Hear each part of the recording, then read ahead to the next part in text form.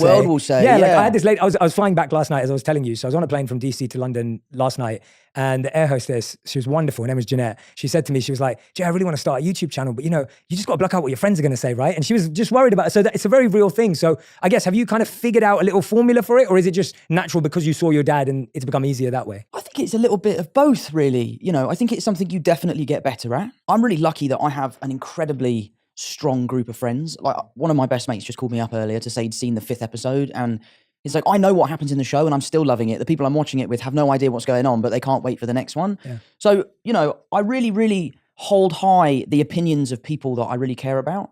I'm also really lucky to have an amazing group of fans who are so supportive. They are diehard. They are there day one.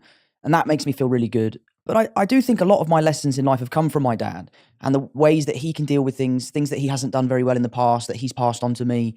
And I live by this really. I don't actually know if Christian Bale did say this, but I think he did. I love Christian Bale. I absolutely love Christian Bale. He said it, yeah. But I think the quote is, if you have a problem with me, text me. And if you don't have my number, you don't know me well enough to have a problem with me. That's so good. And I think that is such a great piece of advice, because as a celebrity, you live on this stage, you live out there, you kind of give out a version of yourself that you want people to see. Mm-hmm. And that can be the version of yourself that they can have a problem with or they can love. And there is I feel like I'm quite authentic in my public persona, but I just try to really care about what my family thinks, what my friends think, what the people in my local community